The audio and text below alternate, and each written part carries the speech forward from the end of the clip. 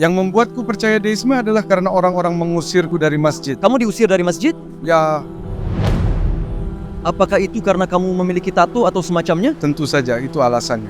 Mari kesampingkan kesalahan orang-orang itu. Bukankah lebih baik melihat apa yang dikatakan Al-Quran kepada kita?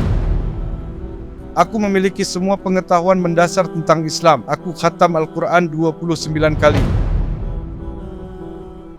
Aku tidak pernah berpaling dari Allah, tapi aku kehilangan harapan. Kenapa bisa seperti itu? Apakah karena orang-orang itu? Begini, ada hal-hal yang tidak bisa kujelaskan. Di saat apa kamu mulai kehilangan harapan? Setelah aku kehilangan tunanganku,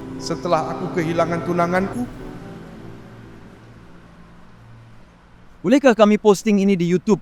tentu saja tidak masalah. Topik kita hari ini adalah tentang iman lagi. Apa yang kamu yakini? Sejujurnya aku adalah seorang deis. Tentu saja apa yang membuatku menjadi seorang deis pada awalnya. Begini, dulunya aku adalah seorang muslim dan orang-orang mengusirku dari masjid. Kamu diusir dari masjid? Ya, aku hendak menunaikan salat Jumat dan orang-orang di masjid mengusirku. Saat itu tanpa perdebatan, aku juga mempunyai tekanan darah tinggi.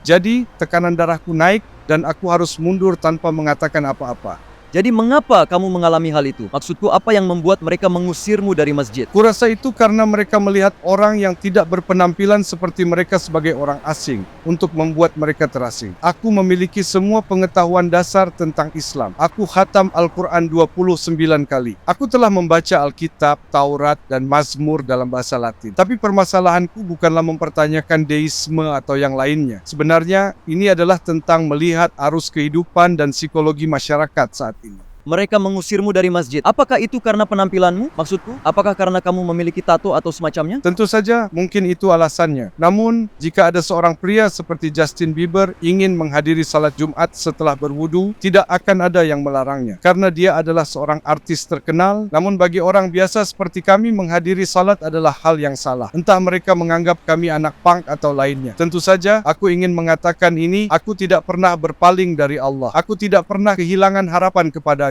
Aku hanya kehilangan harapan terhadap hamba-hambanya. Menurutku kamu benar-benar tulus kepada Allah. Itu sangat jelas. Aku bisa merasakannya. Kalau begitu, izinkan aku bertanya kepadamu. Kawan, manusia bisa melakukan kesalahan. Coba pikirkan hal ini. Ayo kita ambil contoh seperti ini. Di sebuah rumah sakit, seorang dokter sengaja membunuh pasiennya saat operasi. Dia dengan sengaja membahayakan banyak pasien. Dalam situasi ini, siapa yang harus bertanggung jawab? Dokter itu atau buku-buku medis? Tentu saja dokternya. Kita dinilai berdasarkan tindakan kita, selalu berdasarkan tindakan. Kita tahu bahwa dokter yang bersalah di sini bukan buku-buku medis. Kita akan mengesampingkan dokternya, tapi kita tetap menggunakan buku-buku medis dalam penelitian untuk menemukan kebenaran. Bahkan, contoh ini sama seperti situasimu. Maksudku, orang muslim bisa melakukan kesalahan. Adalah sebuah kesalahan jika mereka mengusirmu dari masjid misalnya. Umat muslim perlu mendekati orang lain dengan tulus dan hangat karena kamu pergi ke sana sebagai seorang muslim. Manusia bisa saja melakukan kesalahan. Meskipun mereka muslim, mereka bisa saja melakukan kesalahan. Sama seperti contoh dokter tadi, jika kita mengesampingkan kesalahan orang-orang, bukankah lebih baik kita melihat apa yang dikatakan Al-Quran kepada kita? Menurutku, kita tidak perlu meninggalkan Islam. Sekarang, izinkan aku menyampaikan hal ini. Saat ini, di zaman ini, ada orang-orang yang kolot dan juga fanatik. Kita melihat mereka juga. Tentu saja kita akan membuat kesalahan di dunia ini. Aku paham akan hal itu. Jika kesalahanku akan menjadi nerakaku, aku telah mengalami neraka dalam kehidupan ini. Jika Allah SWT telah menetapkan neraka bagi kalian di akhirat, maka kalian akan mengatakan amin. Bahkan jika kamu tidak mengucapkannya, kamu akan terbakar di sana. Jika surga yang telah Allah tetapkan untuk kalian, kalian akan mengalami hari-hari yang indah di sana. Insya Allah. Begini, seperti yang telah kami katakan, maksudku, jika kita fokus pada buku daripada kesalahan orang-orang, mungkin kamu bisa kembali ke Islam. Apa pendapatmu tentang hal ini? Kesalahan manusia dan buku-buku petunjuk seperti Al-Quran adalah dua hal yang berbeda, ya kan? Pikirkan tentang contoh dokter dan buku-buku kedokteran. Aku tahu kalian melihatku sebagai orang yang berhati lembut, tapi sejujurnya aku adalah orang yang sangat obsesif. Karena obsesiku, aku pernah menjalani perawatan psikologis. Begitu aku terjebak pada sesuatu, aku terus memikirkannya di kepalaku. Apakah kamu terjebak dalam deisme? Bukan, sebenarnya ini bukan tentang deisme. Aku berdoa kepada Allah. Aku berdoa dengan namanya Allah. Mungkin aku berdoa dengan 99 nama Allah, Asmaul Husna. Aku tidak lupa. Mungkin aku hanya menyembunyikannya dari orang-orang. Situasi ini adalah sesuatu yang tidak bisa aku jelaskan. Jadi mungkin jauh di lubuk hatimu, kamu masih menjalani kehidupan sebagai muslim. Tapi kamu tidak menyukai orang-orang itu sehingga kamu tidak ingin menunjukkannya. Tepat sekali. Baiklah, apakah kamu tahu irasionalitas deisme? Maksudku absurditas deisme? Aku tahu tentang hal itu. Aku bilang aku seorang deis hanya untuk menghindari berurusan dengan orang-orang. Tidak perlu penjelasan. Oke, kalau begitu, bukankah ini lebih baik? Misalnya, kita mencoba mengikuti metode yang mendekati orang dengan cara yang lembut. Kita mencoba memperlakukan para deis dan ateis dengan baik. Sehingga, situasi seperti yang kamu gambarkan tidak terjadi. Sebenarnya, metode yang kami terapkan adalah menyampaikan pesan dengan lembut, sehingga kami tidak memperlakukan orang bertato atau yang berpakaian berbeda dengan cara yang kasar. Bukankah akan lebih baik jika kamu benar-benar mempertimbangkan perspektif ini? Karena kamu melihat sebuah kesalahan. Dan kukatakan padamu, aku pikir ini juga sebuah kesalahan. Kataku, mengusirmu itu salah. Jadi alih-alih mengatakan, aku seorang deis. Bagaimana jika kamu mengambil langkah untuk memberitahu orang-orang tentang kebenarannya? Aku sudah sering mencobanya. Sungguh.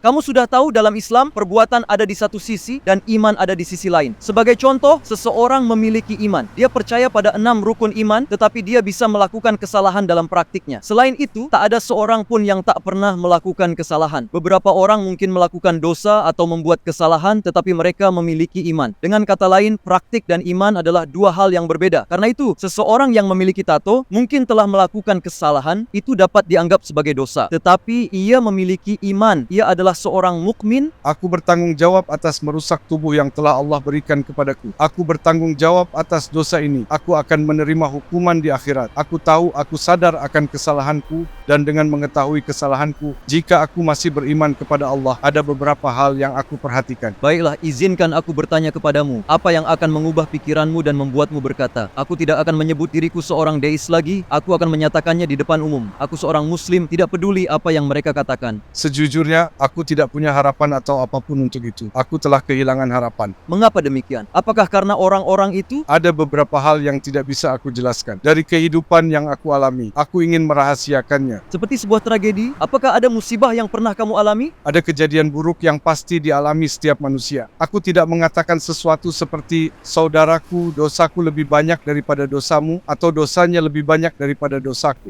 Sejujurnya, aku percaya bahwa segala sesuatu di dunia ini telah diatur secara seimbang. Maksudku, Al-Quran dan hadis mengatakan hal ini kepada kita. Maksudku, aku akan terus seperti ini. Oke, kurasa mungkin ada solusinya.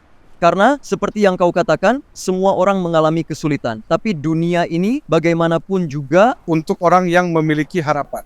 ini bagus. Dan aku ingin mengatakan sesuatu padamu. Jika harapanmu muncul kembali, mungkin kita bisa menemukan solusi bersama. Kita berbicara tentang tempat di mana kehidupan yang kekal pasti menunggu sebagai hasilnya. Lalu jika kita memikirkan kesulitan-kesulitan dan bersabar menghadapinya, dan jika kita melanjutkan perjalanan kita di sebuah kerajaan seperti Islam daripada meninggalkannya, bukankah itu lebih baik? Setiap doa itu seperti sebuah investasi. Dikatakan bahwa bahkan jika kamu tidak mendapatkan hasil dari doa tersebut di dunia ini, kamu akan menerimanya di surga. Tapi aku juga kehilangan harapan tentang hal ini. Maksudku, harapan tidak seperti kebahagiaan. Itu berbeda. Itu sebabnya. Mungkin kamu meninggalkan Islam karena kamu tidak dapat menemukan jawaban atas doa-doamu. Dan mungkin kalian kehilangan harapan karena doa kalian tidak diterima. Tidak semua doa diterima. Setiap doa seperti sebuah investasi. Aku telah berdoa di masa lalu, dan aku tidak tahu apakah doa itu diterima atau tidak, karena kita hanya berdoa. Apapun yang baik, bahkan jika itu adalah kebalikan dari kebaikan, kamu akan menerima kebalikan. Aku telah menerima ini. Sekarang, Kapan kamu kehilangan harapan?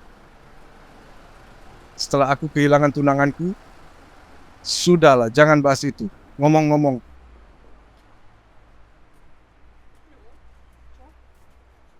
harapan itu ibarat seutas benang tipis. Kepercayaan, rasa hormat, mereka semua terhubung. Bahkan cinta. Aku punya cinta tapi aku tak punya harapan. Aku mohon izin untuk pergi. Senang bertemu denganmu. Aku juga. Aku berdoa untukmu. Mungkin harapanmu akan kembali di masa depan.